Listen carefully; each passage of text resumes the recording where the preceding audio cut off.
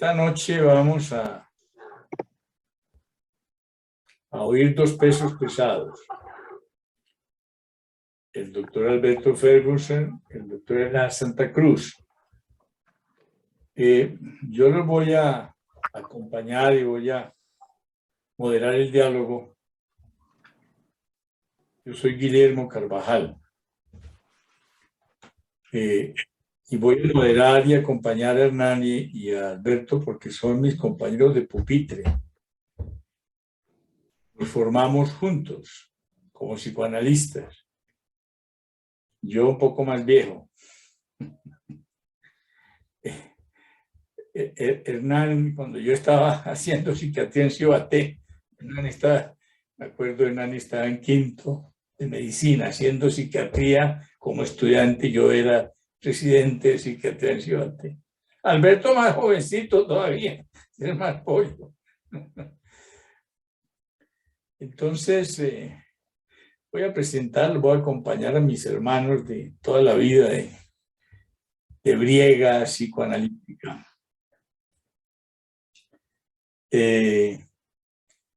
Difícil presentar dos pesos pesados de ese tamaño, ambos con carreras brillantes en sus diferentes campos, ambos muy metidos en la academia.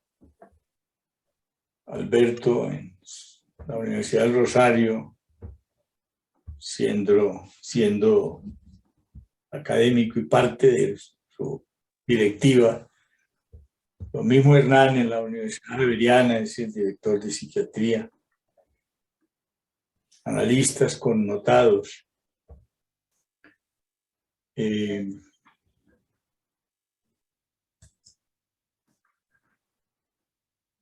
Veo muchas caras conocidas y crece la audiencia. Por ahí veo a Serapio Marcano, Marta Maldonado, los que saben la cara. Serapio también expresidente de la Federación Psicoanalítica de América Latina, como Luis Fernando Orduz y como yo. Somos también viejos políticos latinoamericanos del psicoanálisis.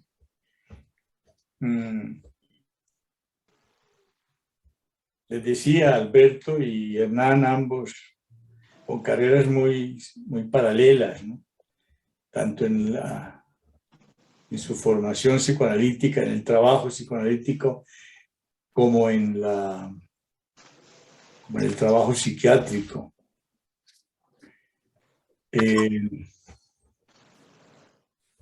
La idea es conversar sobre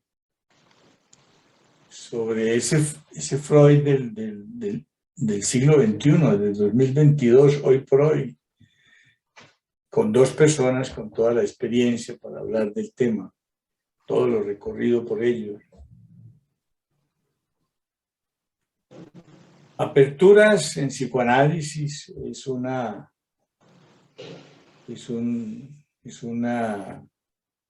aventura que hemos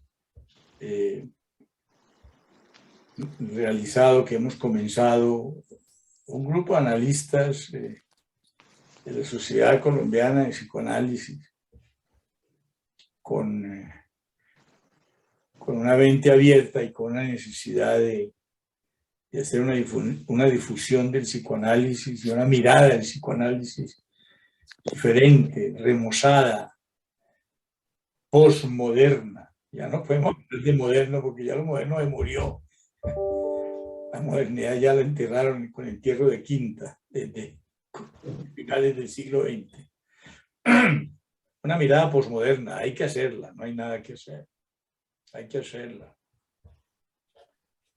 Hay dos cosas que me llamaron la atención en los últimos tiempos, una de Hernán y otra de Alberto. La de Hernán fue el título de una conferencia que me prometieron que me la iban a hacer llegar, que me llamó mucho la atención. Hernán desafortunadamente no ha podido llegar, me llamó. No olviden que estamos en trancón de motocicletas, ¿no? Y está paralizando la ciudad. Entonces Hernán me llamó un poco preocupado, está llegando a su casa, o sea, se demora un poquito en llegar. Sí, yo no he visto que haya entrado Hernán, si alguien lo va a entrar me cuentan, porque ya estamos casi 60 personas.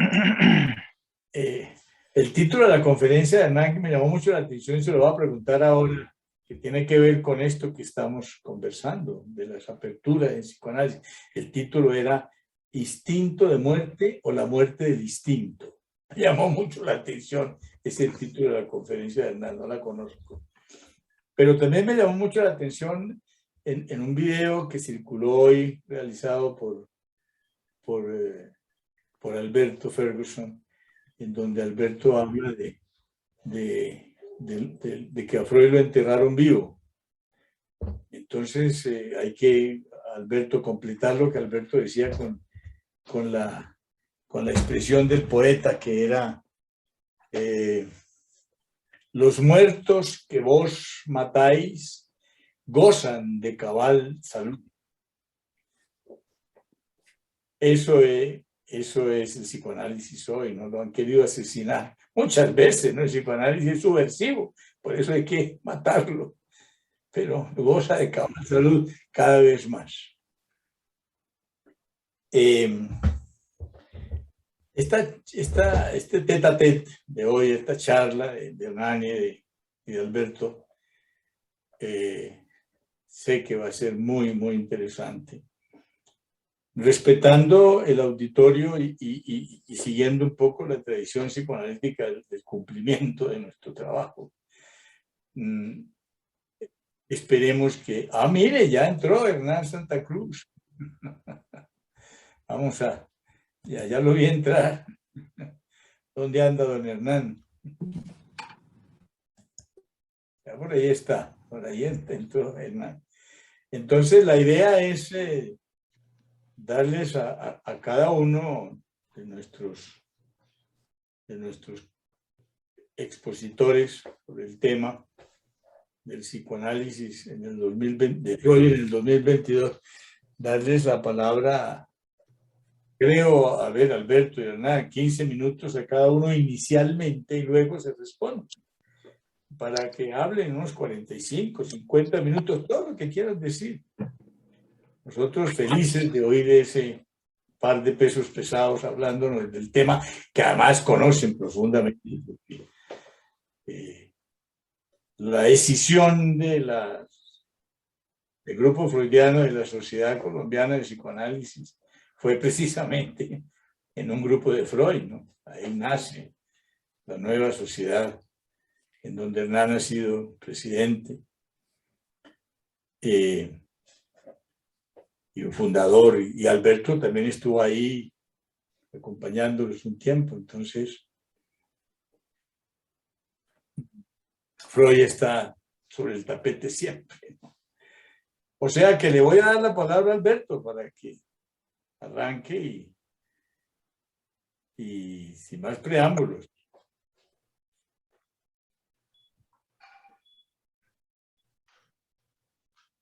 Gracias, Guillermo. Mil gracias a todos. Habíamos quedado que nuestro invitado Hernán hablaba primero, pero como tú decidas, Guillermo, tú eres el coordinador, lo hacemos.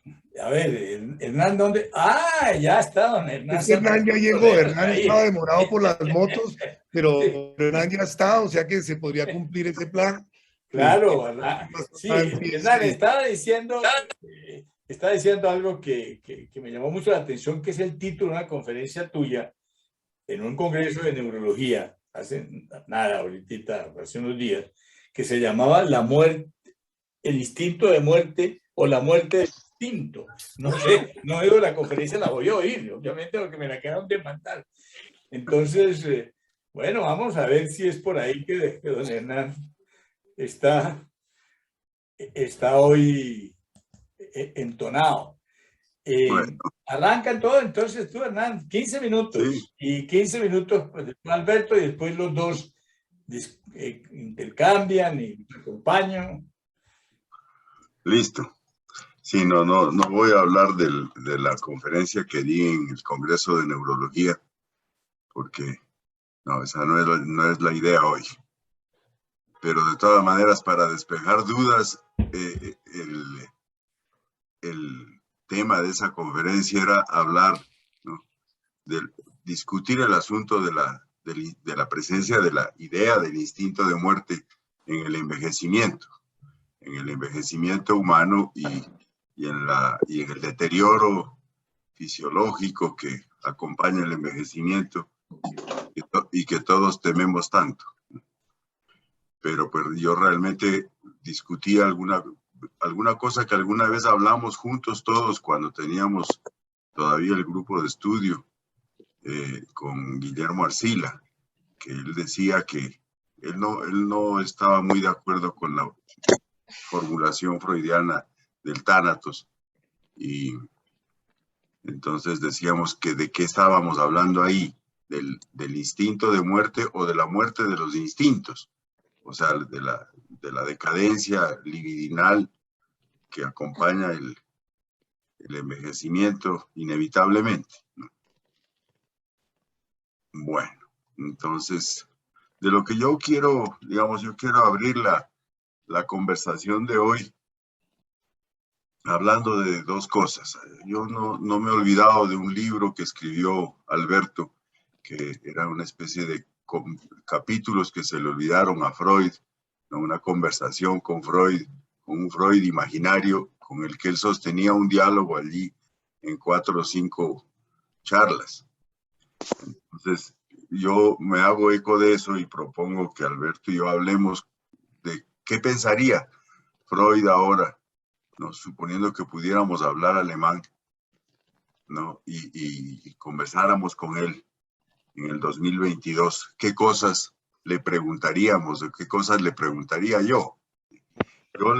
Yo le preguntaría a él dos cosas. Una, le preguntaría qué piensa o qué pensaría él hoy, ¿sí?, respecto a la revolución femenina y a todo lo que la revolución femenina ha traído en los últimos 50 años, ¿no?, y a todo lo que además, ¿sí?, se ha derivado de esa revolución femenina, toda la crisis de la identidad masculina, que es uno de los derivados de la revolución femenina, que es, a mi juicio, el hecho histórico más relevante desde que inventamos el fuego o incluso desde que nos bajamos de los árboles. Esa sería una primera, digamos, tema de conversación. Y el segundo, ¿sí?, sería que yo ahí sí me atrevo un poquito a insinuar qué pensaría Freud, ¿sí? Pienso que estaría contento, claro, ¿no? ¿Qué pensaría Freud si pudiera ver todos los desarrollos de las neurociencias y todo lo que las neurociencias han descubierto y todo lo que esos descubrimientos han terminado por confirmar, ¿sí?, de lo que Freud decía? O sea, las neurociencias, lo único que han hecho en los últimos 20 años es confirmar, ¿no?, algunas de las principales hipótesis freudianas. Y pues yo creo que él obviamente estaría muy contento de eso, ¿sí? Estaría muy contento porque si uno se acuerda del proyecto de una psicología para neurólogos, él nunca abandonó la esperanza, ¿sí?, no solo en el proyecto, sino mucho después, hasta después del 24, nunca abandonó la esperanza de que tuviéramos un arraigo, como el psicoanálisis tuviera un arraigo más hondo con las neurociencias, con la neurología, con el cerebro, con la biología de lo cerebral y todo eso. Esas son las dos propuestas para la conversación con Alberto hoy. Y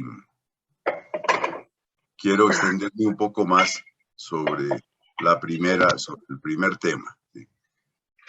Cuando uno lee a toda la gente que escribe sobre problemas del género, habla acerca de la creciente fluidez de los géneros, de los binarios y de los no binarios, y de toda la profusión de opiniones, algunas de ellas, a mi juicio, excesivamente apasionadas, alrededor de lo que era inamovible.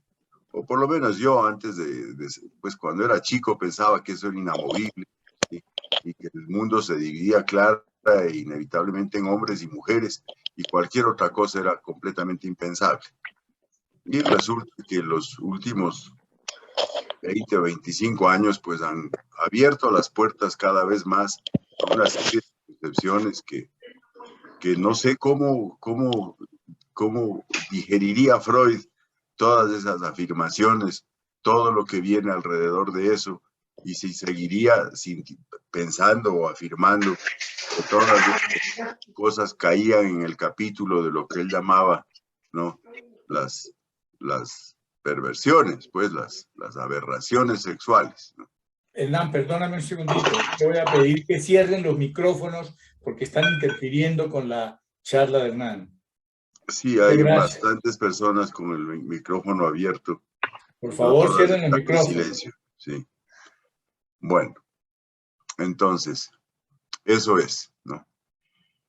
Y lo de las neurociencias, que a mí siempre me entusiasmó mucho el aspecto biológico y el aspecto evolucionista y el aspecto neurobiológico, y a eso le he dedicado muchas horas de lectura y muchas de mis clases en la universidad. Y yo sí creo que la felicidad de Freud sería enorme, ¿no?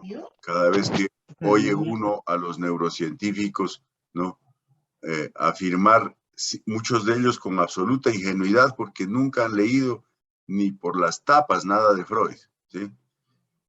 Y de una manera absolutamente ingenua y por ello más valiosa, creo yo, ¿sí?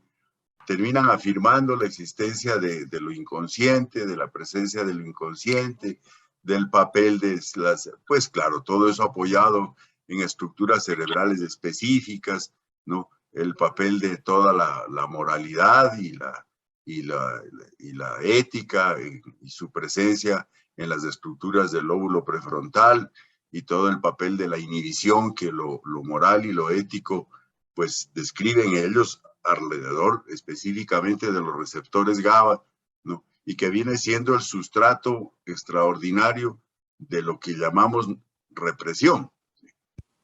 Pero realmente yo sí creo que Freud estaría muy feliz, ¿sí?, con esas cosas. Y creo que no sé qué diría Freud, y entonces ahí le abro la puerta a Alberto para que, a ver qué se le ocurre a él, qué diría Freud, ¿sí?, de la revolución femenina, que es mucho más que un movimiento social, ¿no?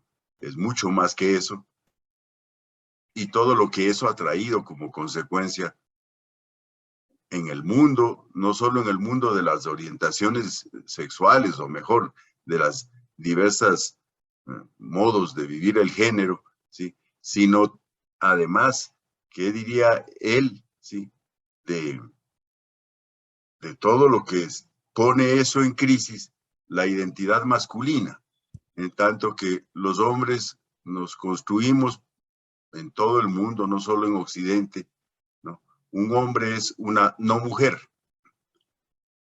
Y cuando las mujeres deciden cambiar de arriba a abajo, entonces, ¿en qué queda la identidad masculina?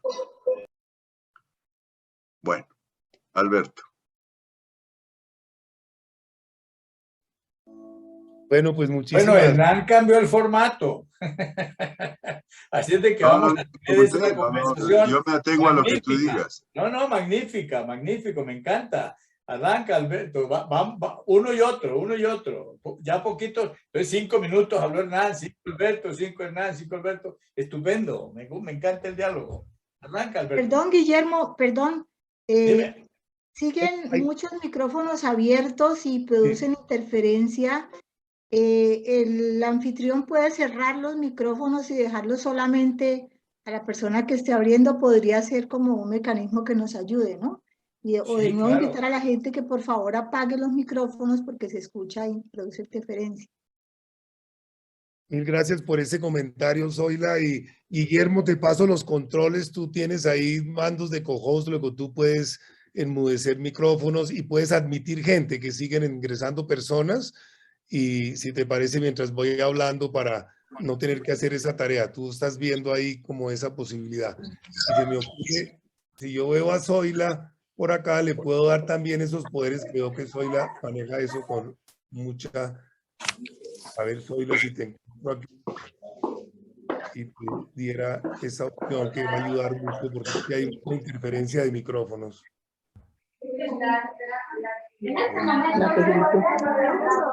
Por favor. Invitamos, por favor, iPhone de Cecilia, Daniel Ortega, 2565. Tienen sus micrófonos abiertos. Y Diana también. Voy a hacer esas partes administrativas. Ya tengo función administrativa. Bueno, voy a empezar hay personas pidiendo entrada, voy a empezar a darles entrada a las personas que lo están pidiendo. Perfecto, Zoila. Entonces me desentiendo de esa parte gracias a tu ayuda, si te parece. Dale, dale. Entonces, nuevamente, pues muchísimas gracias, Guillermo, por esa presentación y esas palabras que dijiste inicialmente antes de que llegara Hernán. Para mí es un gusto muy grande estar con ustedes, contigo, Guillermo, contigo, Hernán, en esta conversación. Tantos años de sesiones, de reuniones, de conversaciones, y hacía días que no teníamos esta oportunidad junta. Luego, realmente me honra mucho y veo en el público, además de que es un número muy voluminoso y les agradecemos mucho ese interés. Veo muchas caras conocidas, muchas caras que hacía mucho tiempo no veía y me da mucho gusto ver. Otras personas.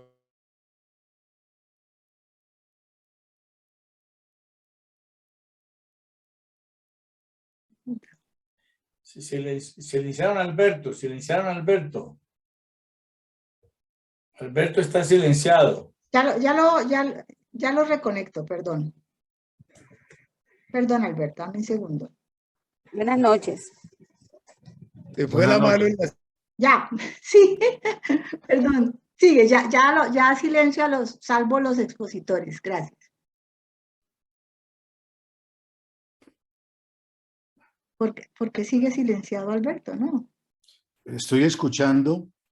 Sí, me están... Sí, yo Ya está abierto. Ok, sí. Dale. Sí. Gracias. Okay.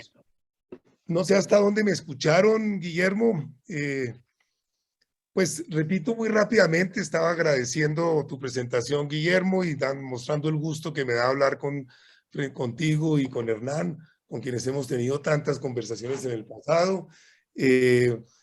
Inicialmente daré una presentación muy breve, no de 15 minutos como estaba planeado, quizás la recorto un poco, pero para mantener ese plan que habíamos dicho, y empato con la propuesta muy interesante de Hernán de que nos fijemos en estos puntos que él menciona.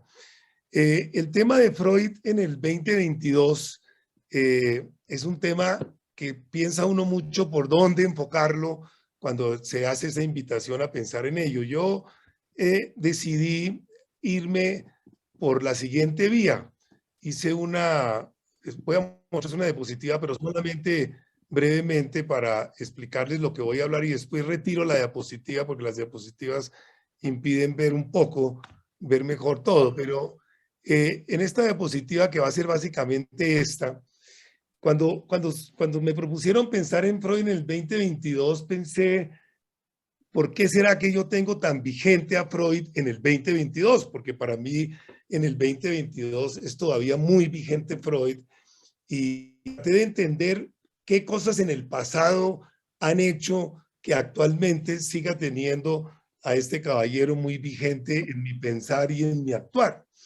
Y vinieron a mi mente algunos eventos, algunos libros, algunos autores que me marcaron a lo largo de mi proceso de formación y de ejercicio como psicoanalista a lo largo de la vida, que tienen que ver muchísimo con esto. Y entonces por eso pongo aquí, en primer lugar, el libro del análisis de Joseph Wartis. Ustedes recuerdan, el psiquiatra norteamericano que se fue a Viena a analizarse con Freud.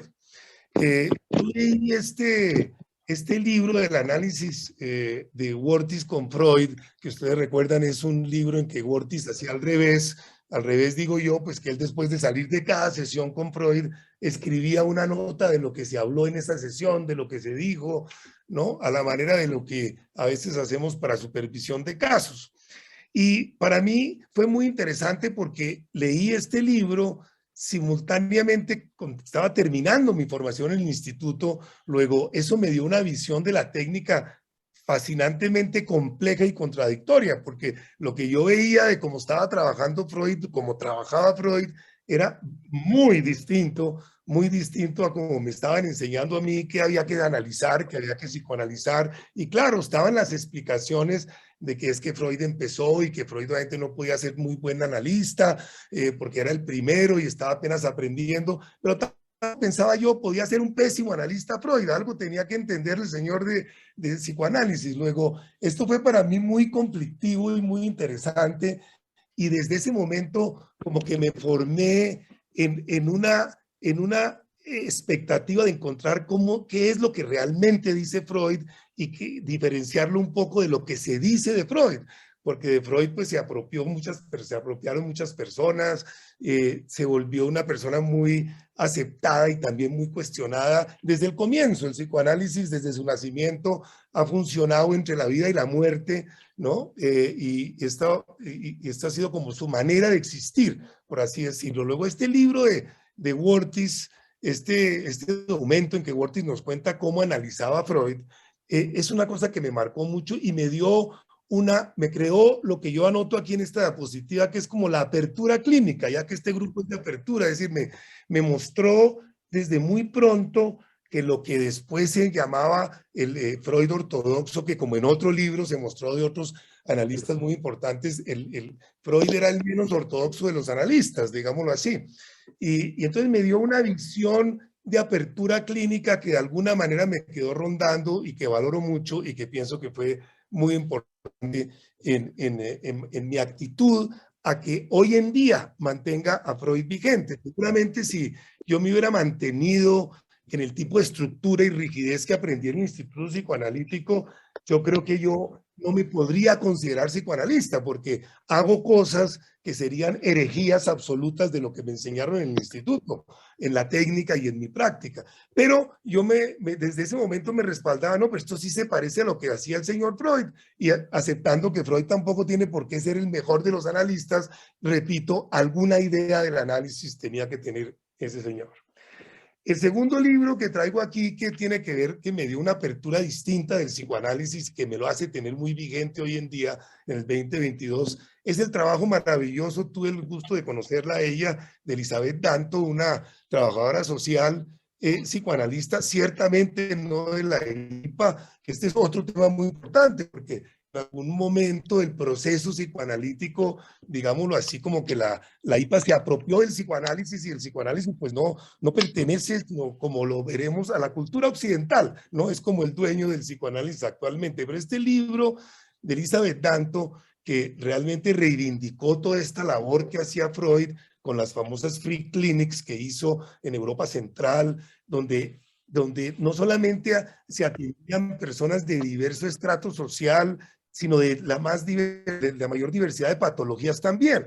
Eso me ayudó desde un comienzo a superar esta historia de que el psicoanálisis es necesariamente una práctica elitista y una práctica dedicada solamente a neuróticos. Eso fue lo que me dio la apertura social, por eso lo pongo de esta manera, esta sesión que es del grupo de aperturas, este libro de Elizabeth Danto y de las Free Clinics. En el caso mío, me abrió las posibilidades de trabajar con otros sectores sociales. En la experiencia que yo tuve muchos años antes de calle con enfermedad mental severa, se me abrió y eran actividades que yo hacía a las que no tendría que renunciar a mi identidad analítica, porque en las ciertas formaciones psicoanalíticas se plantea que uno tiene como que dejar de ser psicoanalista para hacer ciertas cosas, y es como se resuelven las cosas en el instituto, ¿no? Las personas dicen, tranquilo, que eso que yo hice no es psicoanálisis, se llama psicoterapia, como para no escandalizar, ¿cierto?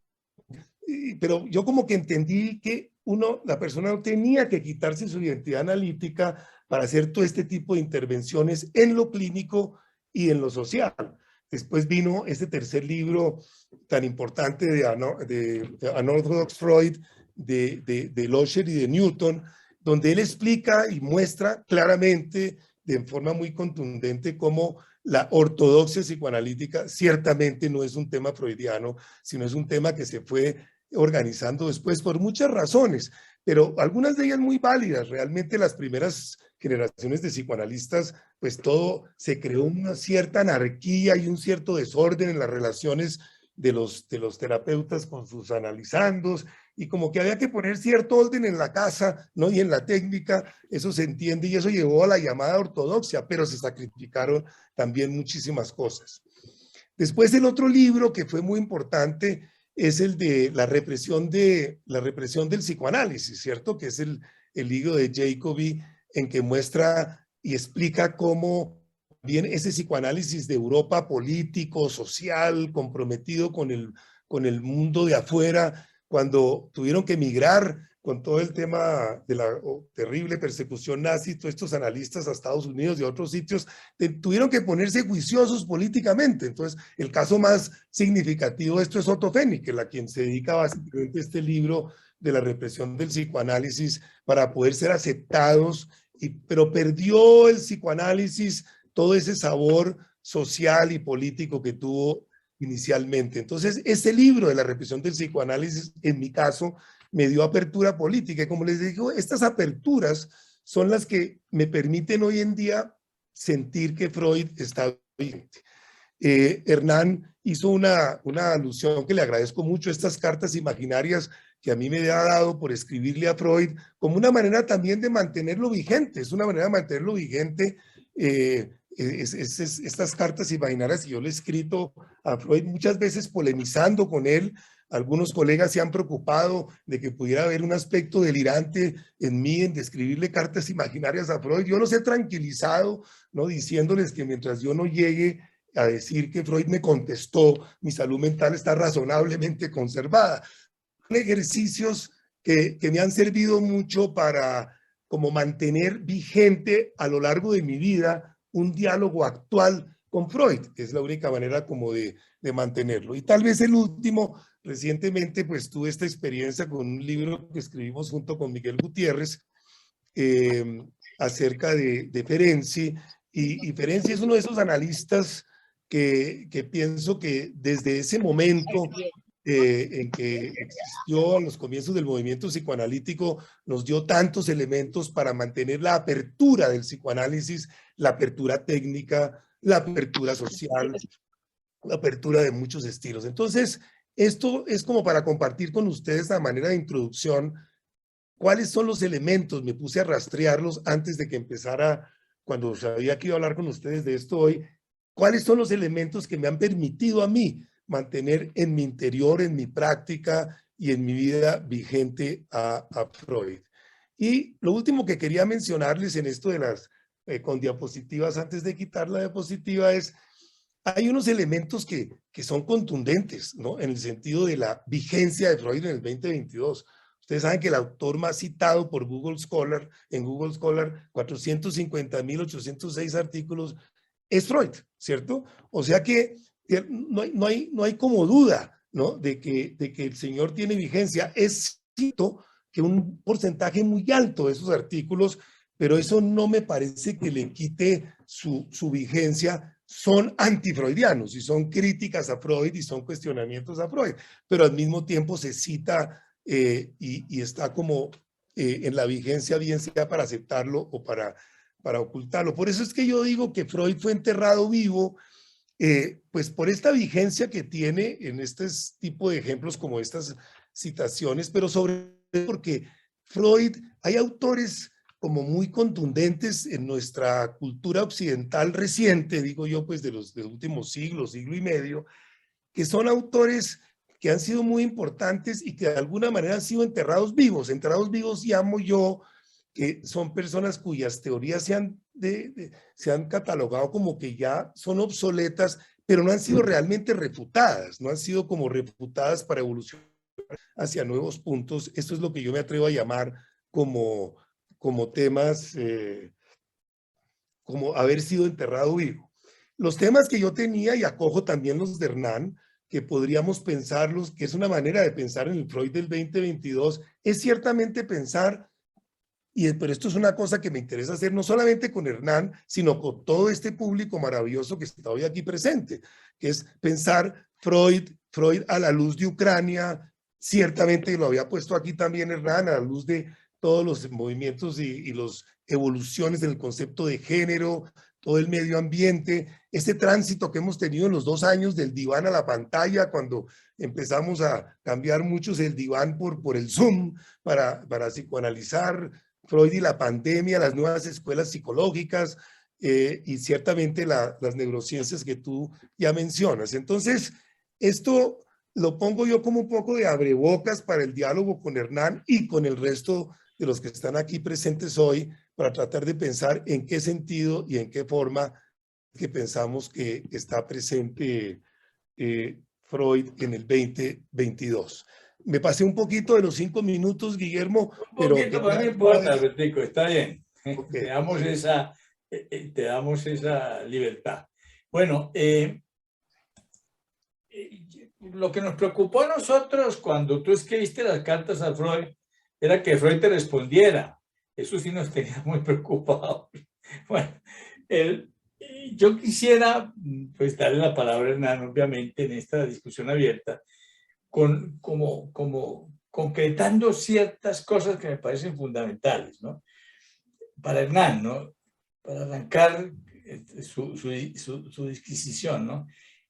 ¿Qué sería entonces, en este momento del siglo XXI, del 2022, qué sería entonces lo esencial del psicoanálisis, Hernán?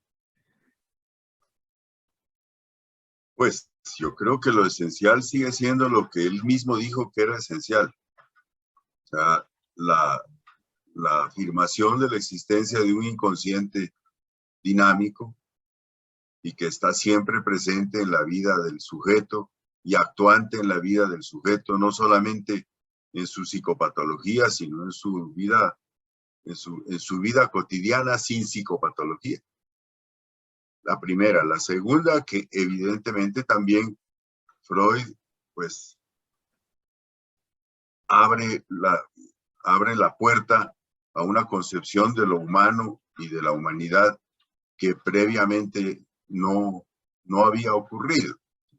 La concepción de lo humano en el sentido de que somos sujetos habitados por un inconsciente, por un ello, por una libido, por unas pulsiones que nos determinan y la otra cosa, el desarrollo, o sea, el desarrollo del sujeto es el desarrollo de su sexuación y el desarrollo de esa sexuación que se da en la infancia, por supuesto, y no termina nunca, ¿sí?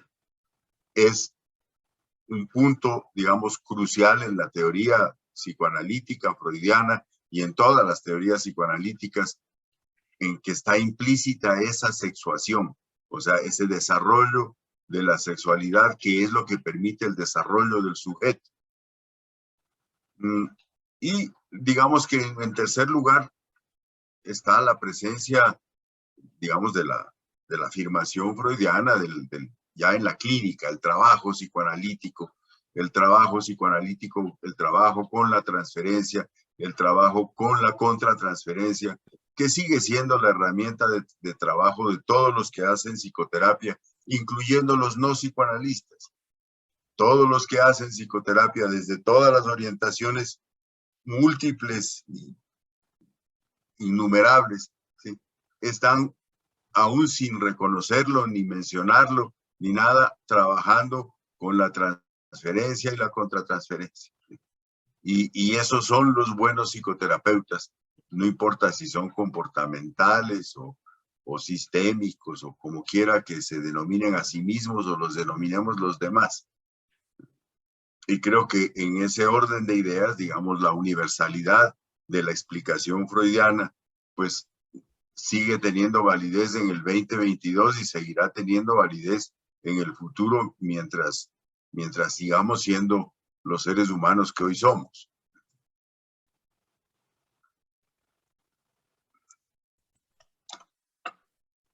Alberto.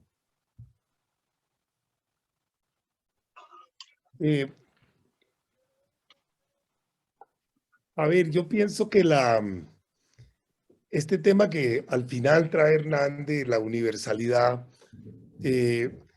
Freud yo creo que realmente ha sido no muy bien entendido quizás en algunos puntos. Por ejemplo, cuando se habla de la universalidad de ciertos planteamientos freudianos, cojamos cualquiera, cojamos la Universidad del Complejo de Edipo, ¿cierto?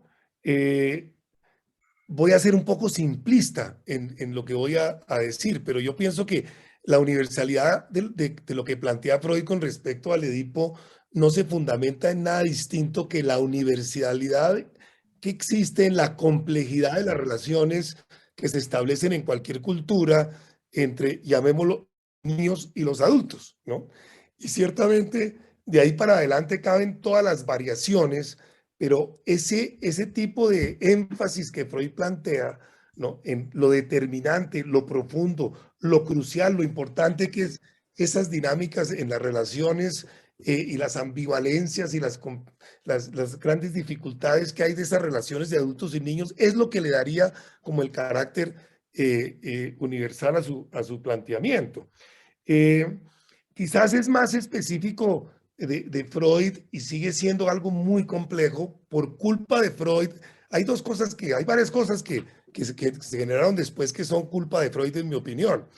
Una, estas complicaciones que hay con el concepto del término inconsciente, ¿cierto? Freud, como todos lo sabemos, hasta su artículo El inconsciente en el 15, fue muy riguroso, ¿no? Fue muy riguroso en plantear la polisemia del término inconsciente, y hasta ese momento esa polisemia era algo que enriquecía profundamente al psicoanálisis y no una desventaja. Es decir, Freud, ustedes recuerdan, en este artículo va concluyendo, hay por lo menos 3 sentidos muy distintos del inconsciente, ¿no? El sentido puramente descriptivo de lo que no es consciente, el sentido dinámico que está vinculado con la represión, y el sentido tópico, que es el de un lugar inconsciente con ciertas características distintas al consciente.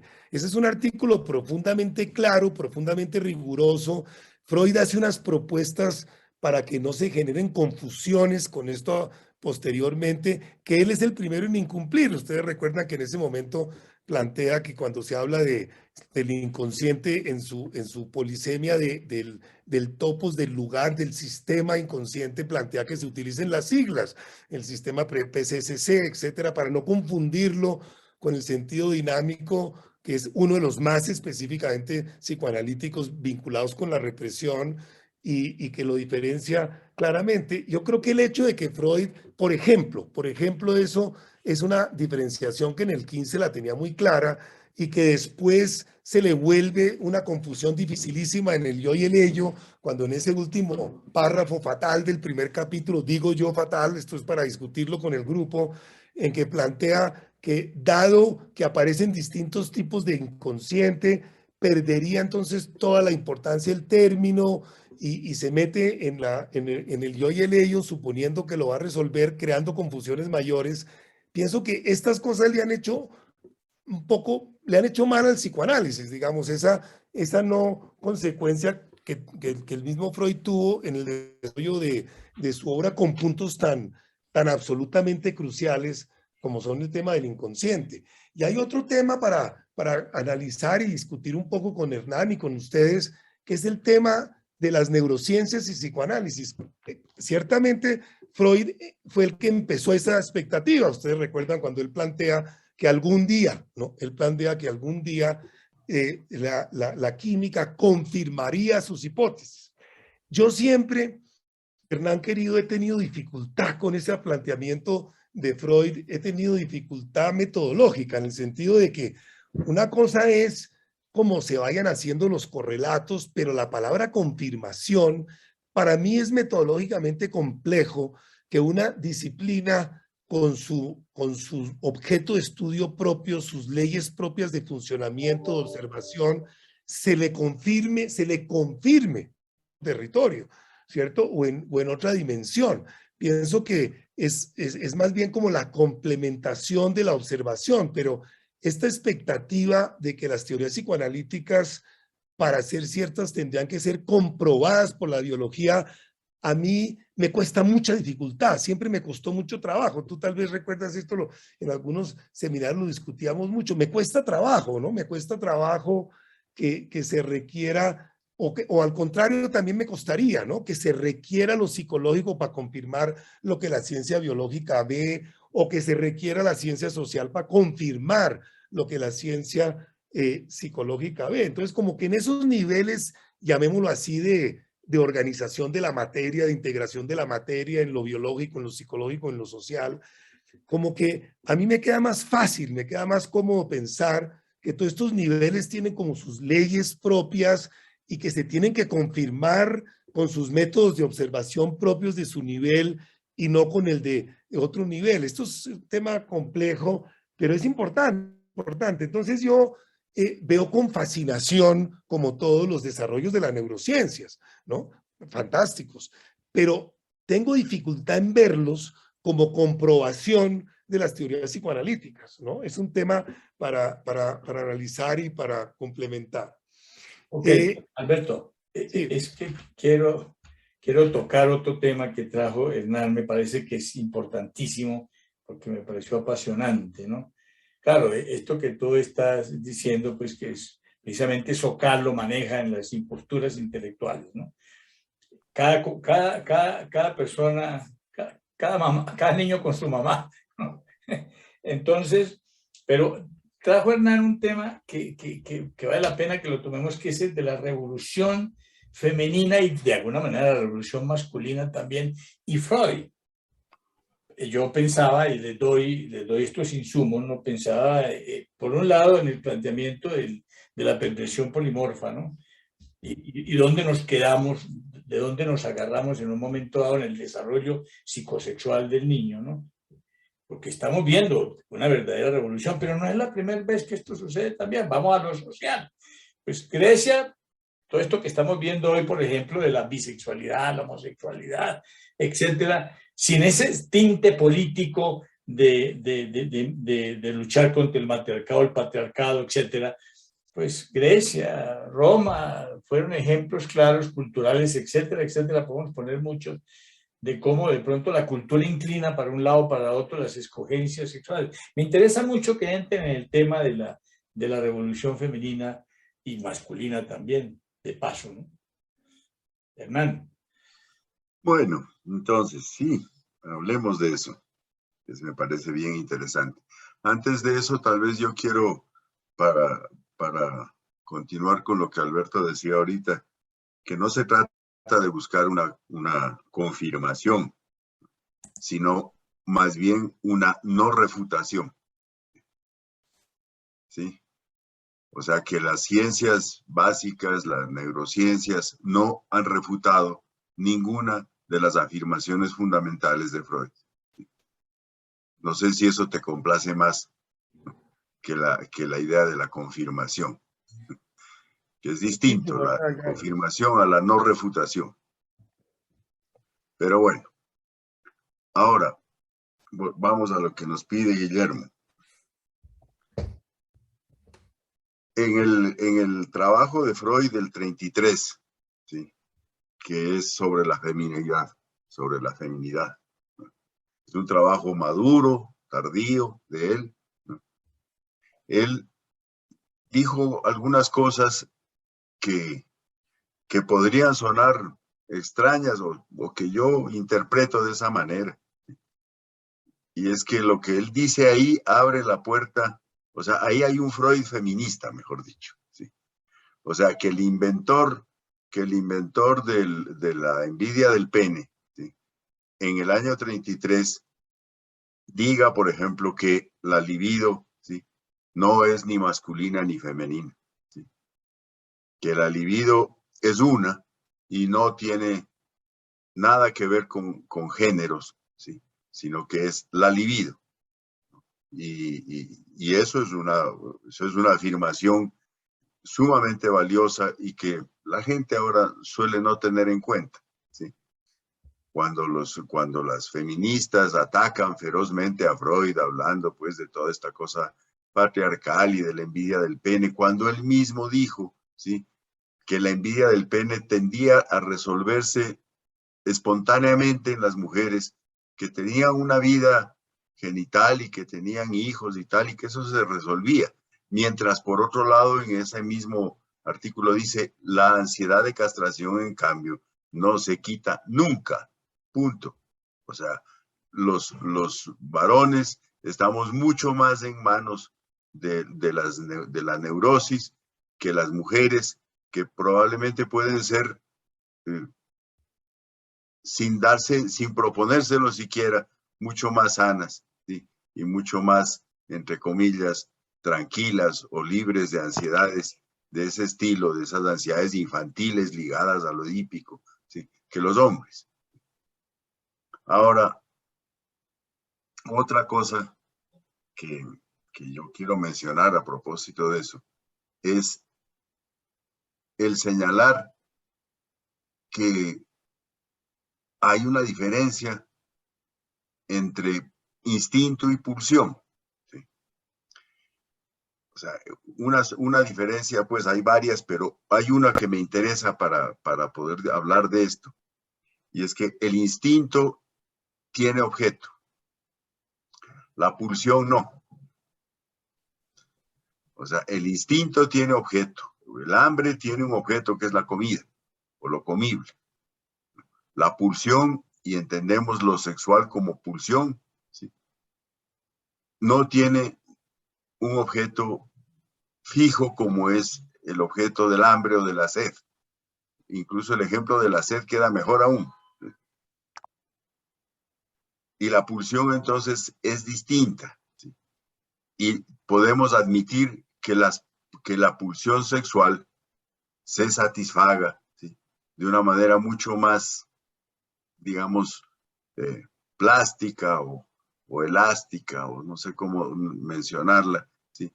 Y que eso no quiere decir que haya un trastorno de la pulsión.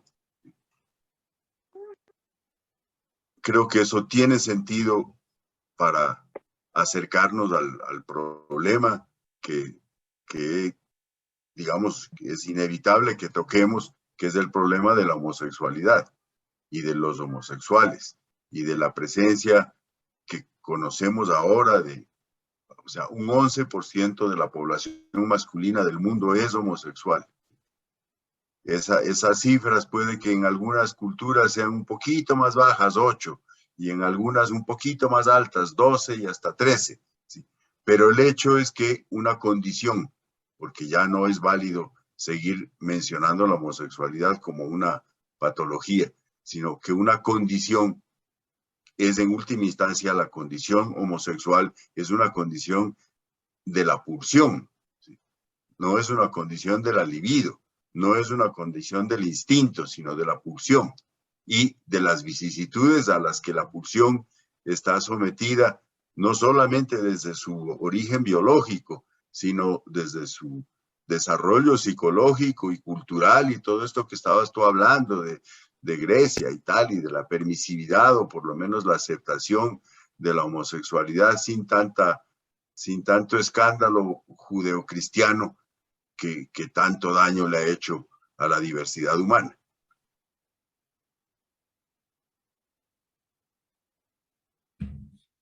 Alberto.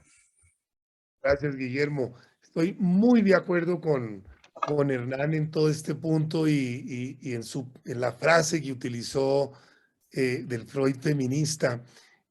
No puedo más que decir cosas en apoyo de lo que ha dicho Hernán. Pues dale, apóyame, dale. Estoy muy de acuerdo contigo en este sentido. Si uno mira bien, Freud, hay que decirlo, rara vez es bien leído, ¿no? Pero el concepto, hay dos conceptos freudianos que nunca se desarrollaron bien, inclusive, como sabemos, se supone que algunos escritos de él al respecto se perdieron, ¿no? Que son los escritos sobre el consciente, ¿no? Y los escritos sobre la genitalidad adulta.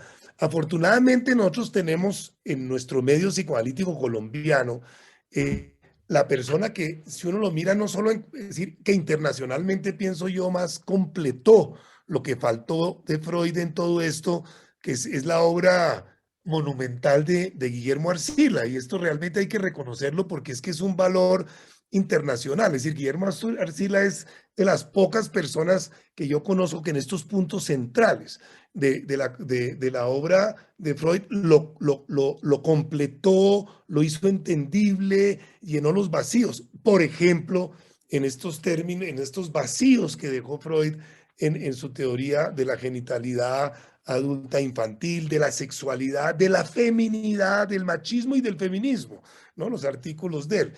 Y siguiéndolo uno a él, a Freud y Arcila, digámoslo así, entiende uno cómo la teoría freudiana, a diferencia de lo que se ha planteado, es claramente vaginocéntrica y no falocéntrica, que es un poco lo que estaba también planteando Hernán.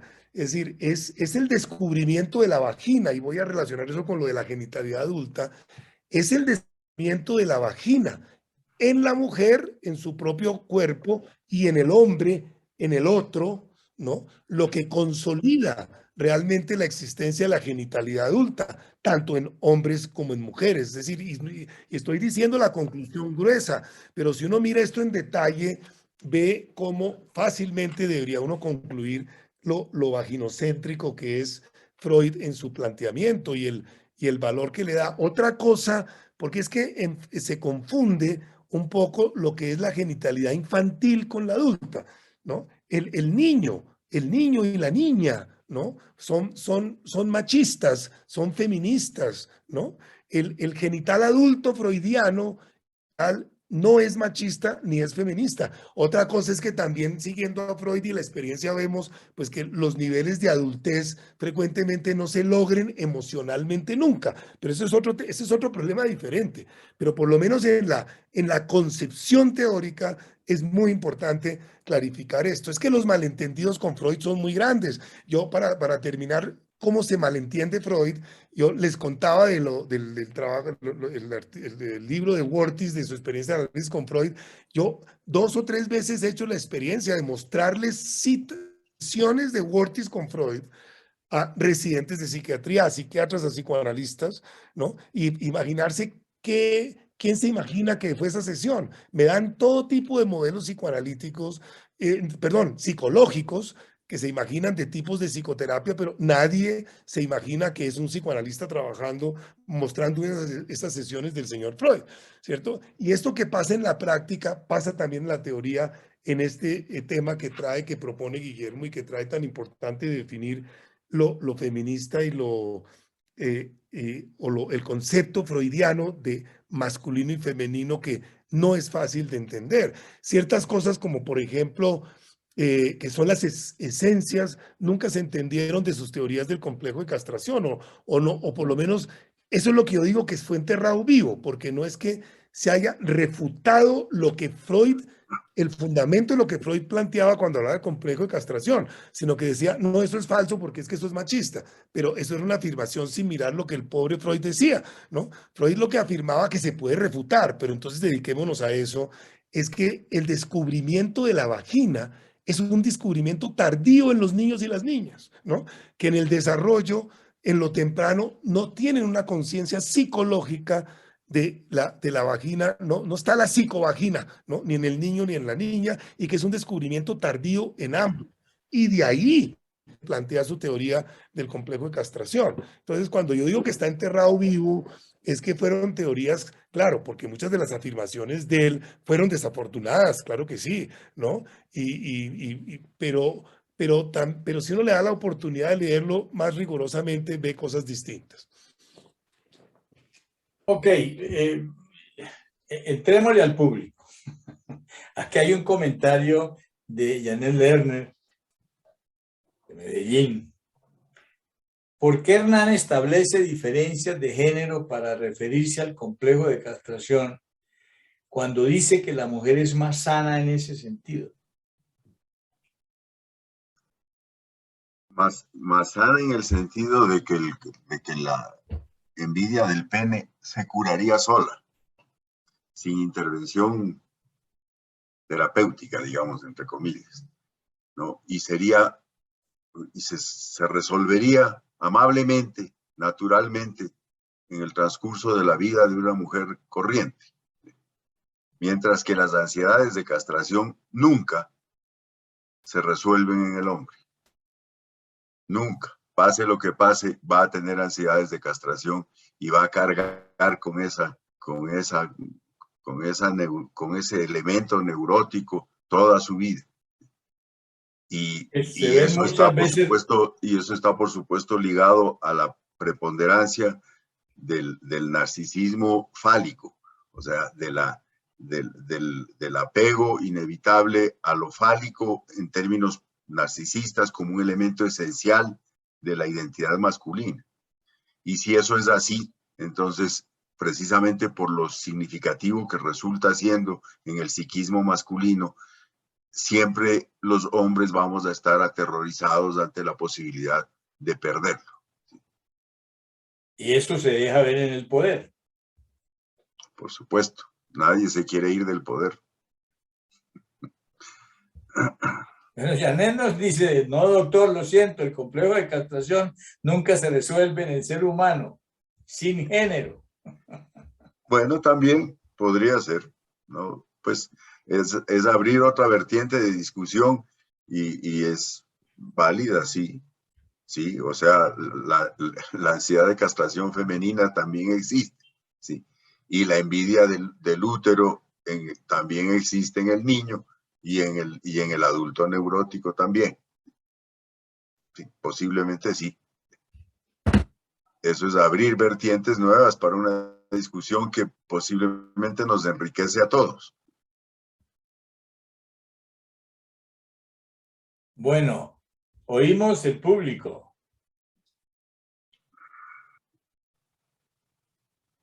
Aquí hay otro comentario, ¿no? Dice, estimado Guillermo, gracias por la invitación. Son espacios... Espérate. I hate Hispanics. I hate Hispanics. Eat my nuts. Bueno, hay alguien... I hate kids. I literally hate kids, kid. Madruptero, ¿Es cómo estás? Tenemos Bueno, nos acaban de... interferencia grave, ¿no? Ese es el hacker. Vamos a sacar. Ese es el hacker de Muy Zoom. bueno, el hacker. Muy bueno. Ay, Muy bueno. Hay que vamos a eliminarlo. sacarlo, pero no lo encuentro. Cállate, mamá, puevo. ¿Cuál es el nombre? Laura Jacob. Cállate, mamá, puevo. ¿Cuál es el nombre? No lo puedo puto. ver. Laura Jackson. Ya. ¿Ya quedó? Ya, Zoila, sí. Ya, creo que ya. Sí, ya. Sí, Ya. ahí lo retiré. Ya. Ujú. Listo. Ok. Entonces volvamos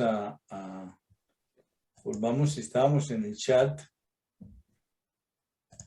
pero no me abre el chat ahora, por lo que lo cerraste. ¿Quién puede seguir leyendo el chat? Zoila, porque lo cerraste, entonces... Dame un segundo. Doc, mientras llega el chat, Dale, negro. Adelante, doctor Orduz. No, quisiera partir como de los dos enunciados que hizo el doctor Santa Cruz al principio. ¿Qué pensaría Freud de la revolución femenina o qué pensaría Freud sobre las neurociencias? Y me dejó pensando en que son disciplinas o pensamientos que han tenido un desarrollo, ¿no? Y así como el feminismo ha tenido un desarrollo, ha tenido su primera ola, su tercera ola, su cuarta ola, cada ola trae unas tematizaciones diferentes, así como las neurociencias también han tenido desarrollos y han ido planteando en su momento problemáticas y descubrimientos diferentes, pues el psicoanálisis también. El psicoanálisis no es una ciencia inmóvil, no es una disciplina inmóvil, ¿sí? Es una disciplina que tiene que irse reconfigurando con el paso del tiempo y con las críticas que se va haciendo ella a sí misma a partir del encuentro con la clínica o a partir de sus lecturas de lo que está aconteciendo en lo social. Y en eso Freud, digamos, fue claro siempre en los instintos y sus destinos, las pulsiones y sus vicisitudes, cuando decía que el psicoanálisis no se podía encerrar en definiciones fijas, que ni la física podía encerrarse en definiciones fijas. Entonces estamos frente a una disciplina que es cambiante y que no puede seguir tampoco con los mismos postulados freudianos. Habrá postulados freudianos que siguen siendo válidos en tanto generan preguntas e interrogantes, no en tanto generan respuestas, porque las respuestas son hipótesis variables con el paso del tiempo. Hoy decimos una cosa, mañana decimos otra. Me parece que lo importante son las preguntas, ¿sí? En torno al psiquismo, a la vida, a la existencia humana, y esas preguntas son las que van teniendo diferentes respuestas con el paso del tiempo. Cambia la teoría y también cambia la técnica. La técnica va cambiando con la época, de alguna manera la pandemia hizo eso, hizo que se ajustaran procesos técnicos, que se cambiaran procesos técnicos. No hay una ciencia o una disciplina que sea inmóvil. Eso sería lo tanático de una teoría. Una teoría es viva en tanto se va modificando y va cambiando. Entonces, no solamente es qué pensaría de la revolución femenina o qué pensaría Freud sobre las neurociencias, ¿sí? Es que Freud, el de principios del siglo XX, ya no es el del siglo XXI. Y pensaría a partir de otros patrones totalmente diferentes. La primera tópica es una tópica pensada desde la física de Newton. ¿Sí? Hay avances en la física que llevarían a construcción de modelos de una física más contemporánea.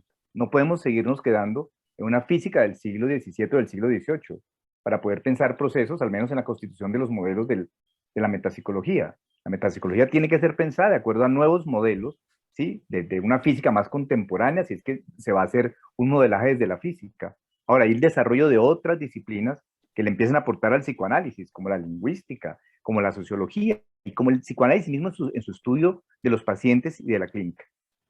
Eso era lo que quería como plantear.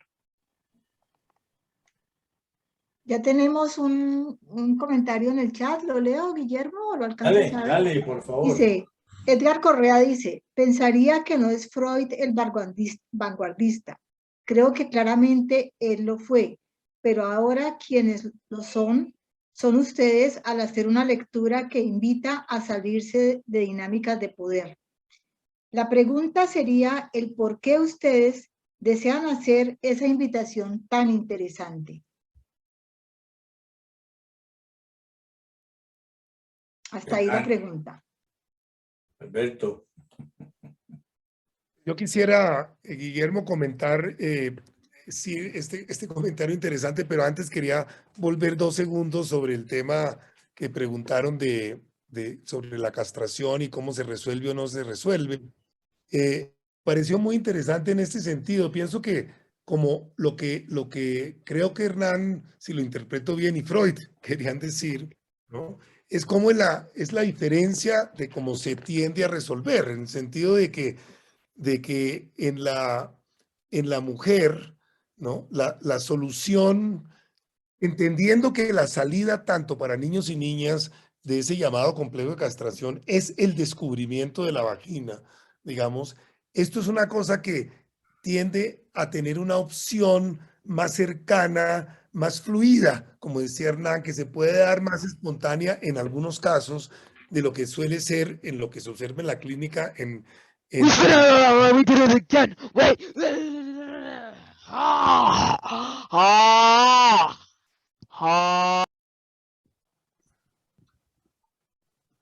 Ya removí esta persona y quedó reportada también. Vamos a ver, está tratando de volver a entrar. Entonces, pienso que una manera de ver esto es pensar que el niño y la niña, o que Freud lo que nos quería decir, es que el niño y la niña están equivocados, ¿cierto? Están equivocados al hacer su teoría sexual infantil de las diferencias entre lo de que son hombres y mujeres. Se equivocan al pensar, ambos se equivocan, al pensar que los géneros se dividen por la presencia o no de pene, ¿no? En vez de pensar a ese nivel, porque también lo de género es bastante más complejo que eso, pero de que se diferencia es por la presencia de pene o de vagina. De alguna manera, en esta teoría de Freud, lo que uno siente es que cuando sale de ese error el niño y la niña, ¿no? Y entiende que no es como hizo su teoría sexual infantil, no es que los niños son los que tienen pene y las niñas las que no tienen pene. Los niños son los que tienen pene, las niñas las que tienen vagina, ¿no? Pero esa pequeña cosa, digamos, es lo que yo creo que él trabajó mucho, le dio mucha importancia y que yo creo que en la clínica es una cosa que se corrobora una y otra vez ese aspecto, no siendo el único, pero sí es un aspecto poderoso. Entonces quería como comentar este punto, Guillermo. Okay. ¿Alguna otra intervención para darle la palabra al público?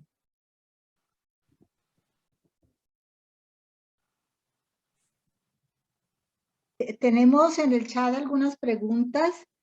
Dale.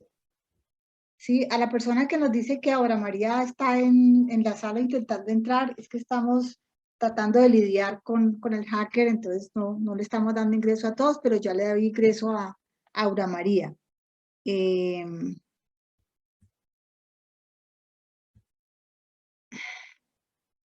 No, eran referencias, son referencias a lo mismo. El hacker es simplemente... Es que colapsa, el hacker colapsa el chat. Sí, el hacker es un ejemplo simbólico más de cómo ha sido la historia de los psicoanalíticos, con grandes dificultades externas que se entran, pero es un ejemplo más de eso. Sí, Guillermo, puede seguir porque no tenemos... Okay. Bueno, se habló de las variaciones técnicas, de la irrupción de la posmodernidad y su tecnología, ¿no? Y el análisis, las transformaciones que tendríamos que hacer desde el punto de vista técnico para trabajar análisis en Zoom. ¿Qué piensan de eso? A ver, Hernán, ¿alguna vez que te oí yo decir que lo que había que hacer era apagar el foco, uno, y dejar el prendido el del analizando, y uno así se eliminaba como objeto de estímulo visual del paciente? Sí, pues la pandemia nos obligó a todos, incluso a aquellos que vociferaban contra algunos colegas que ya estaban haciendo análisis virtual desde muchos años atrás por razones distintas, ¿no? Y todos los que vociferaban contra eso, pues humildemente echaron mano de la tecnología, aún sin haber imaginado jamás que tendrían que hacer eso, ¿no?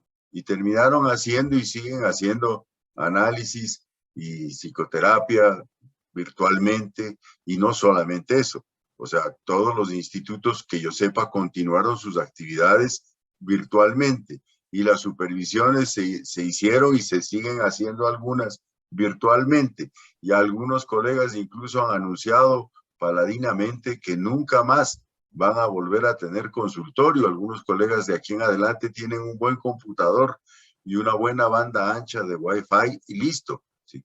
¿Por qué? Porque están viejos, porque les da miedo enfermarse, porque en estas ciudades nuestras atestadas y peligrosas, pues el desplazamiento es cada vez más errático, tal como me venía pasando ahorita a mí. ¿Sí?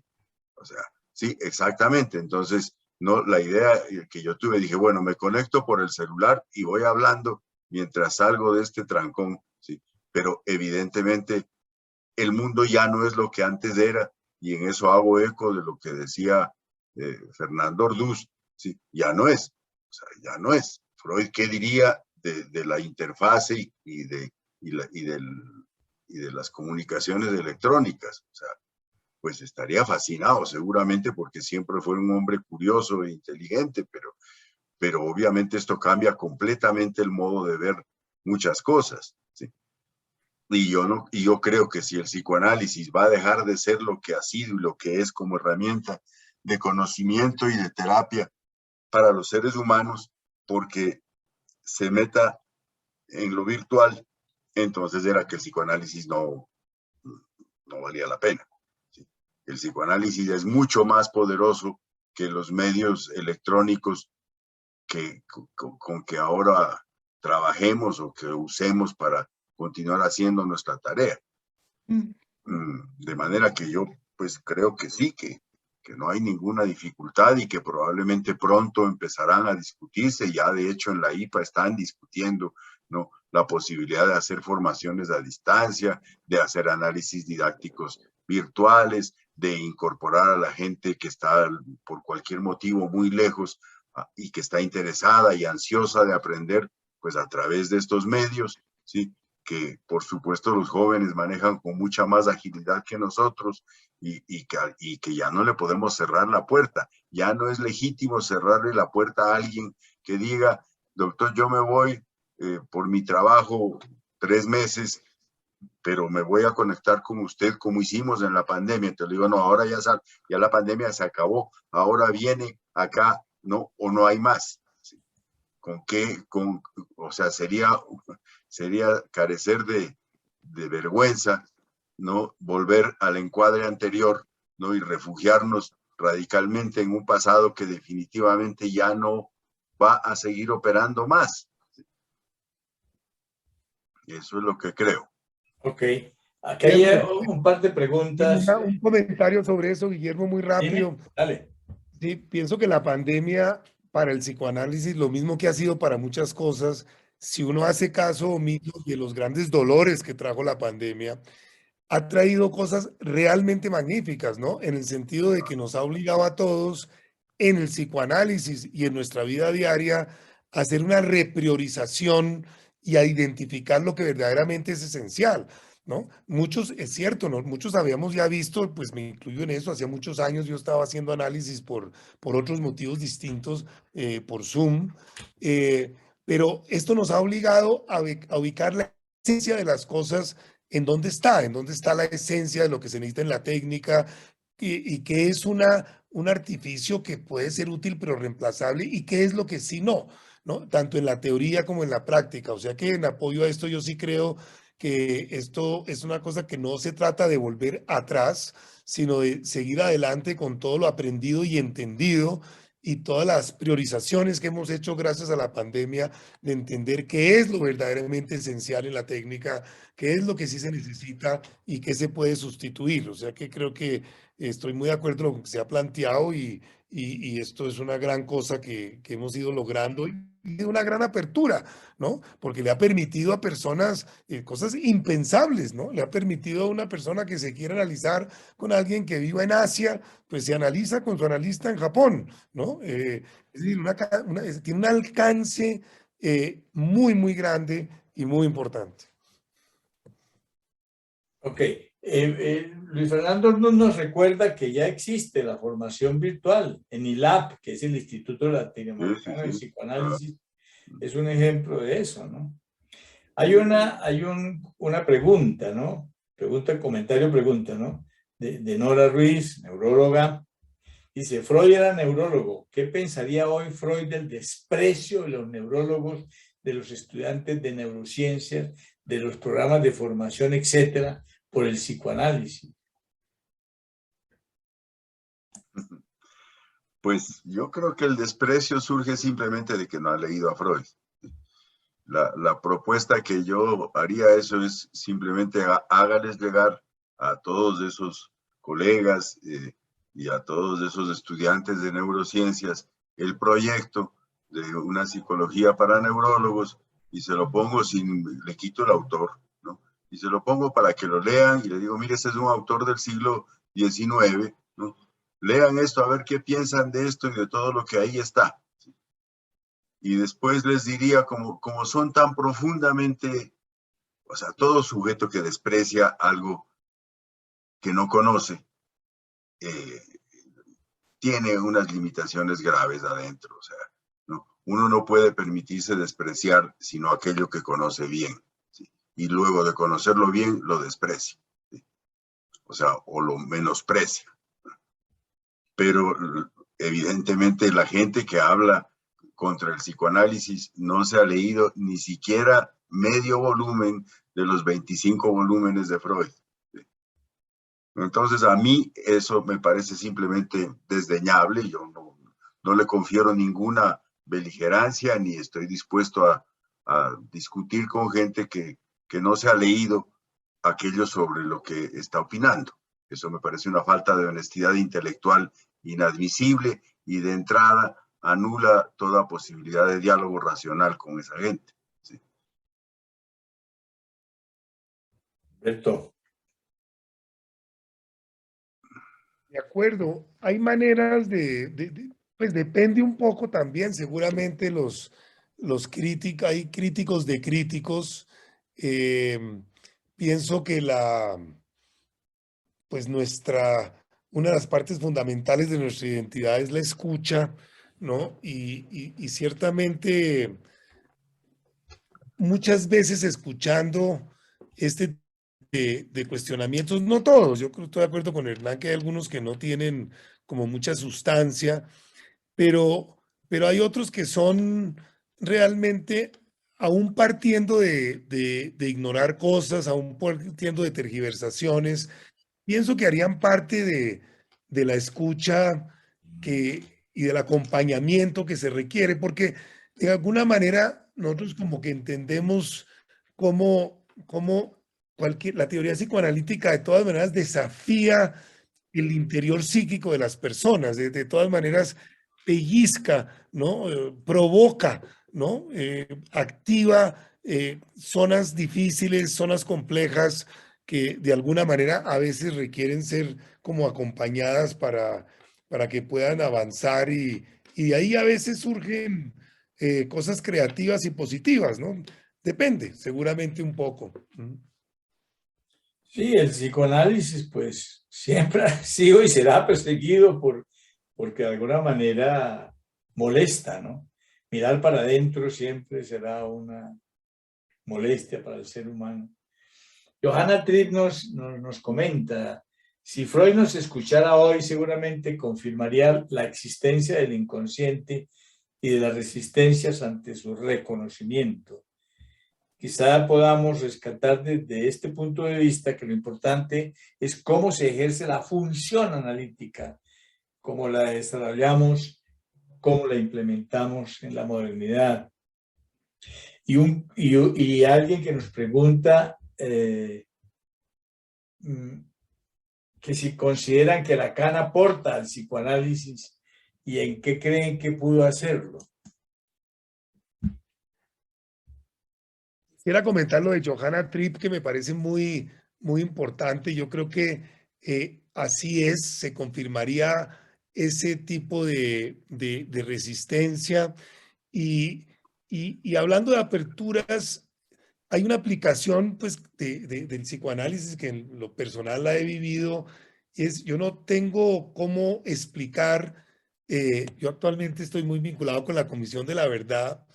Y todo lo que yo he podido aportar a esa comisión tiene que ver con mi formación psicoanalítica, claramente. Es decir, si yo no hubiera tenido esta experiencia de acompañar a seres humanos a sus verdades en medio de que yo me esté viendo mi propia verdad, que es lo que yo siento que es de lo más valioso que desarrollamos, es entender esa imposibilidad de ver la verdad del otro sin ver la de uno simultáneamente, no de haberlo visto, como alguna vez decíamos en algún artículo, no es el hecho de que, por ejemplo, en el lenguaje nuestro, no es habernos analizado hace muchos años, es estarnos analizando en cada momento, ¿no? De la sesión analítica en que una verdad se nos viene de otro y que para entenderla y procesarla tenemos que ver la nuestra. Eso es un valor muy grande, ¿no? Y que permite unas comprensiones muy gruesas y que de alguna manera lo vinculo con el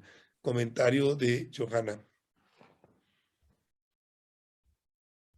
Y el aporte de Lacan, que nos preguntan, ¿tienen algo que Lacan a mí me encanta, y digamos, si es mi respuesta inicial, Lacan, hay unos temas del psicoanálisis que a mí me parecen especialmente centrales, y debo decirlo, el único psicoanalista que para mí aborda, y por eso es una coincidencia personal, que siempre está dando la importancia a los temas que también suelo dárselas y que frecuentemente no encuentro resonancia en otras partes, las encuentro en Lacan. Yo creo que toda esta, es decir, parte de lo que tenemos en este grupo de aperturas, ya que nos acercamos al final, a ir dando unos cierres, es como que tú estás, es decir, yo creo que en este grupo de apertura, parte de lo que entendemos es la posibilidad de reconocer todo tipo de analistas muy distintos, sus grandes aportes, superar esa etapa terrible del psicoanálisis, de sus pequeños minifundios,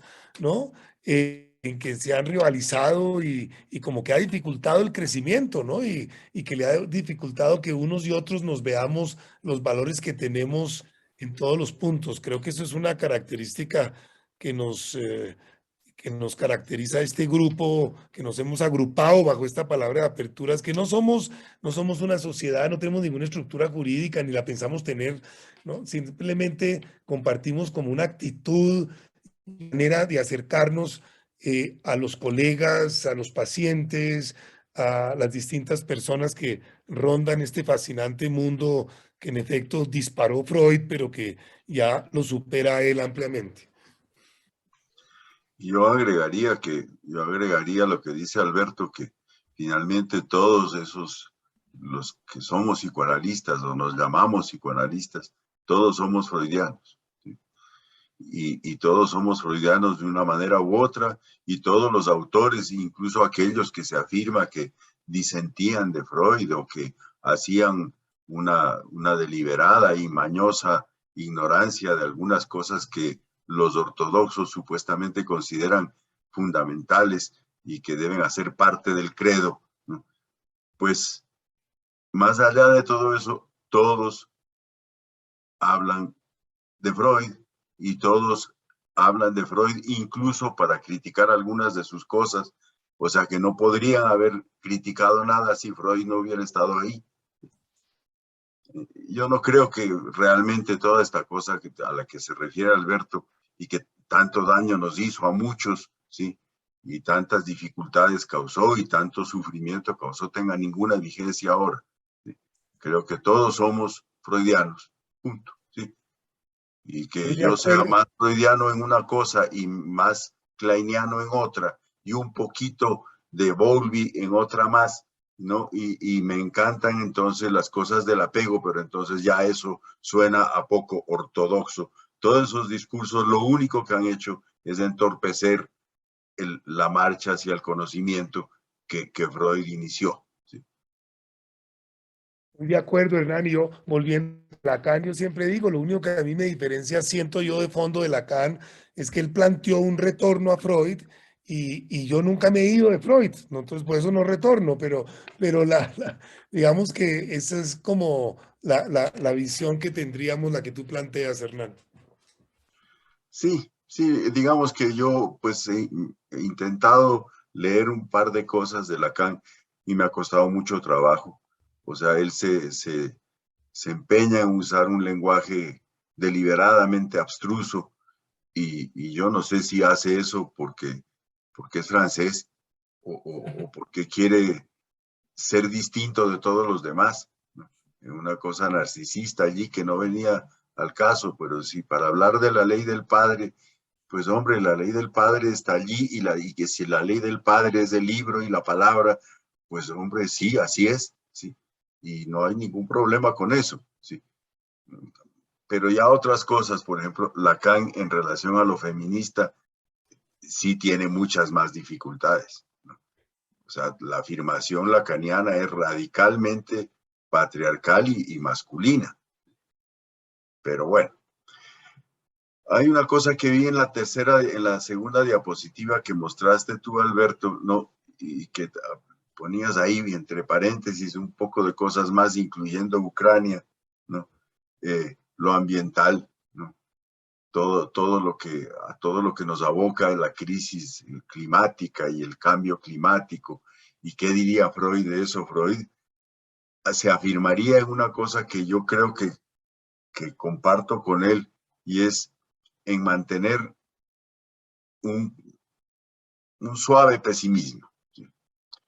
O sea, o no tan suave, ¿sí? O sea, Freud era pesimista y cuando uno mira con la mirada psicoanalítica que podemos tener hoy todos, todo lo que nos rodea, uno no puede evitar ser más bien pesimista, ¿sí? Como un talante que nos impregna a todos, a pesar de que eso pues sea doloroso, porque yo quisiera ser optimista y me esfuerzo por ser optimista, pero cuando veo toda esa lista de cosas a las que tú aludiste ahí, que podríamos hablar en el Freud del 2022, uno no puede evitar decir, hombre, esto está bastante mal y se va a poner peor. Pero bueno, ¿qué dices? Bueno, a ver, había un comentario de Camilo, pero no lo encuentro. La cultura occidental, su pensamiento es freudiana, así no se lo reconozca. El psicoanálisis es una de las revoluciones ocurridas en el siglo XX, Foucault. O sea, citando a Foucault, nuestro querido Camilo. Sí, Totalmente, bueno. totalmente de acuerdo, Guillermo, con ese planteamiento, ¿cierto? Y le pasa como la cultura occidental, muchos de sus formadores, pues no son citados, sino nosotros decimos, pensamos muchas cosas que pueden tener que ver con la forma de pensar de Platón y Freud. Y Freud ya es lo mismo, es decir, ya eso está incorporado sin ser citado, ¿no? Y hay muchas personas que piensan y nacen de conceptos freudianos, pero no están citados. La persona no dice cómo decía Freud, ¿no? Pero yo creo que está muy incorporado y ha permeado definitivamente nuestra cultura y así es que vive y así es que está vigente y en eso sí, Hernán tiene toda razón, es difícil pensar que algún analista posterior ha logrado ese nivel de influencia y de penetración en la cultura más allá del mismo, ¿no? Bueno, y el concepto de que Freud nos puso a vivir en la mente, ¿no? Se ha vivido en muchos lugares. La iglesia nos puso a vivir en el alma, ¿no? Freud nos puso a vivir en la mente y en la mente inconsciente, dinámicamente inconsciente, que es lo que Hernán siempre ha venido recalcando todo el tiempo, ¿no? Bueno, como dice Camilo, los occidentales, Freud asiente al occidente, pero bueno, somos griegos, al fin de cuentas, occidentales es ser griegos, ¿no? Y me atrevo a traer a Sócrates, ahora que Alberto habló de Platón, ¿no? Con su frase resuelta por Freud, ¿no? Nadie está capacitado para hacer voluntariamente el mal, decía Sócrates. Freud lo resolvió con el inconsciente dinámico. Importante, Guillermo, que tú citas cómo el psicoanálisis ha contribuido a que persista el concepto de mente, ¿no? Es un concepto que ha estado muy amenazado, ¿no? Es decir, la muerte de la mente como concepto ha sido planteada expresamente y deja muy difícil la comprensión de lo humano, de lo social, aún de lo biológico, sin ese concepto, ¿no? Lo del psicoanálisis, creo que uno de sus grandes aportes es la recuperación del concepto de mente para la ciencia, ¿no? O sea que esto creo que es otro valor que lo mantiene vivo recíprocamente, ¿no? Que hace que la cultura lo mantenga vivo y que lo mantiene vivo en la cultura a través de que el concepto de psiquismo tiene plena vigencia y que se hace necesario, ¿no? Es decir, es difícil la comprensión del ser humano solamente con la categoría del cerebro o solamente con la categoría de lo social. Yo creo que ese es un punto que es muy importante de la vigencia que tiene en el 2022 el concepto del psicoanálisis. Pues sí, es solamente la mente la que puede permitir que estudiemos el cerebro. Exacto. Muy bien, Hernán. Sí, muy bien. Sí, claro. Así es. Bueno, ya vendrá el cuento de la inteligencia artificial.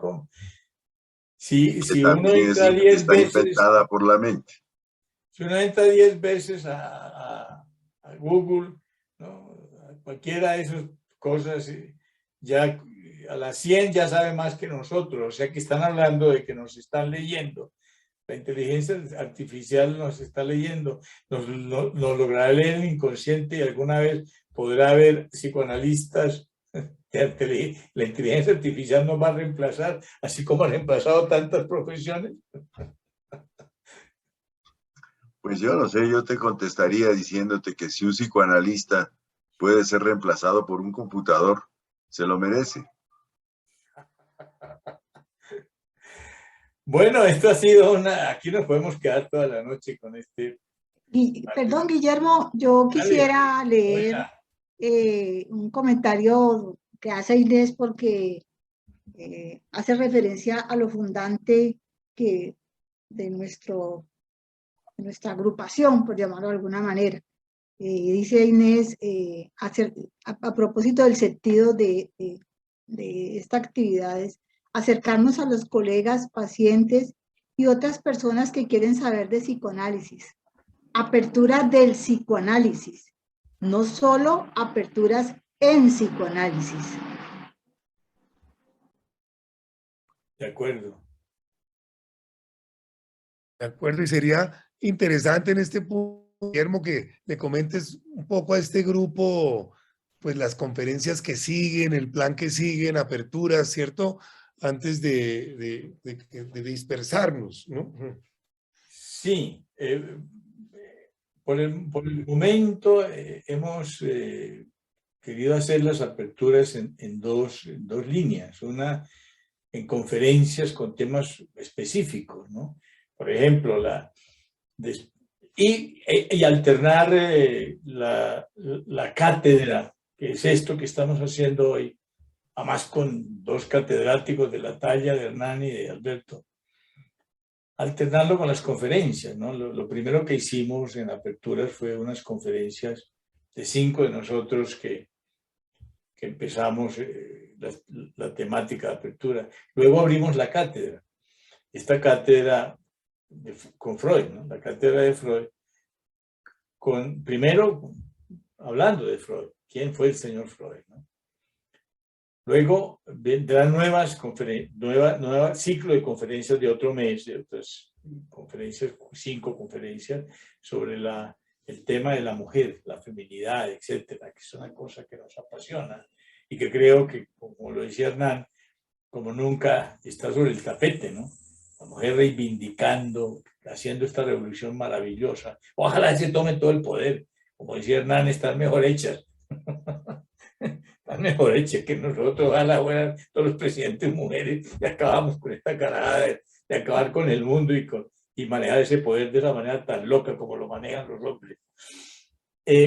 Luego después de esta vienen nuevamente aperturas. Aperturas, viene la cátedra de aperturas que va a ser apasionante, porque el segundo tema que vamos a trabajar en otros 5 encuentros, de otros 5 interacciones, es el inconsciente. Primero, ¿quién fue el señor Freud? Luego, el inconsciente. Luego viene otro ciclo de conferencias que todavía no los hemos planeado como temática central. Y terminaremos, yo creo que con eso terminamos el año, con la tercera cátedra, que es, Hernán lo trajo como el elemento técnico básico, el instrumento absoluto del psicoanálisis, la transferencia. O sea, Freud, su inconsciente y la transferencia son los temas que Aperturas va a trabajar durante este año en su cátedra. Esperamos hacer más cosas, ¿no?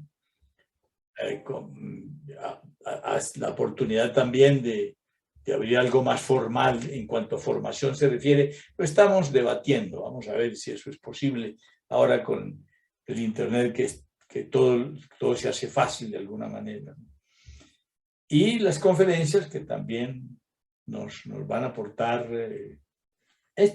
abrir el psicoanálisis, volver a la comunidad, ¿no?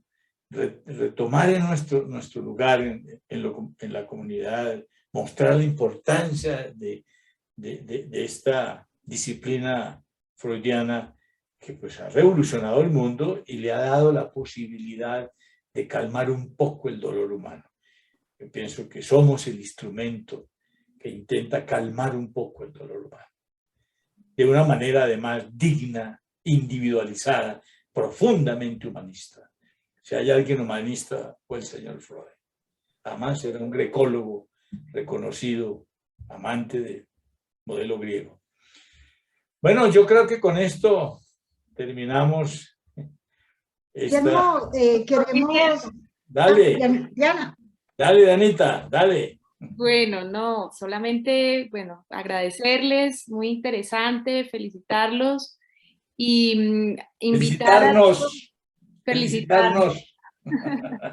Y felicitar y invitar a todas las personas que nos acompañaron hoy a que sigan asistiendo a nuestras cátedras, a esta temporada de cátedras. Vamos a tener un receso en Semana Santa y retomamos el siguiente martes, después de Semana Santa, ¿no?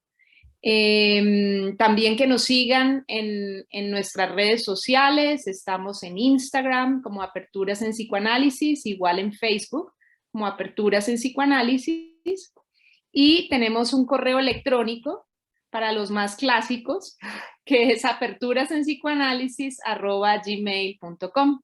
Estamos ahí atentos a poder conversar, poder debatir, poder escuchar también sugerencias de temas, de actividades. Todas las ideas de las personas interesadas son muy bienvenidas.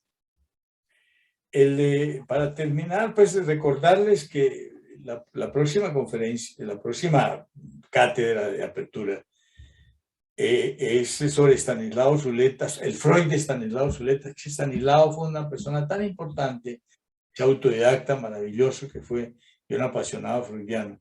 Entonces, él tenía un Freud particular y entonces lo vamos a traer acá. Luego vamos a ver esa Viena de Freud, ¿no? Con Luis Minuchin, que es un psicoanalista argentino de Abdeva, que nos va a mostrar que es un experto en esa Viena freudiana.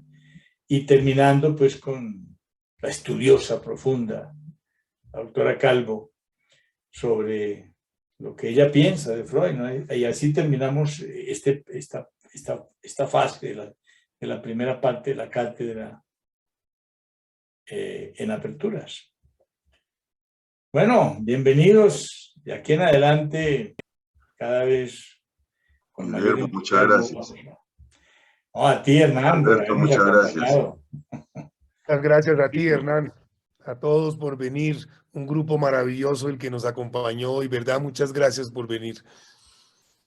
Bueno, buenas noches a todos. Buenas noches y esperamos- gracias a todos. Hola. Ok.